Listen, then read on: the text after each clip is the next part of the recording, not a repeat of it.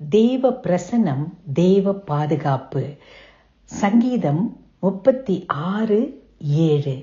தேவனே, உம்முடைய கிருபை எவ்வளவு அருமையானது, அதனால் மனுபுத்திரர் உமது செட்டைகளின் நிழலிலே வந்தடைகிறார்கள்.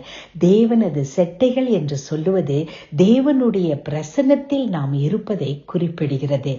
தேவனது பிரசன்னத்தில் இருக்கும் போது கிருபை சூழ்ந்து கொள்ளுகிறது. கிருபை இருக்கும் போது தேவனுடைய பாதுகாப்பு, தெய்வீக பாதுகாப்பு நமக்கு சொந்தமாகிறது. எனவே எப்பொழுதும் தேவனுடைய பிரசன்னத்தில் இருக்க நம்மையே பழக்கிக் கொள்ளுவோம். அன்பின் பரமத்தகப்பனே, உம்முடைய பிரசன்னத்திற்காக, இந்த பிரசன்னத்துல வாழும்போது நீர் கொடுக்கிற கிருபைக்காக, நீர் கொடுக்கிற தெய்வீக பாதுகாப்புக்காக நன்றி அப்பா. இயேசு கிறிஸ்துவின் மூலமே ஆமென்.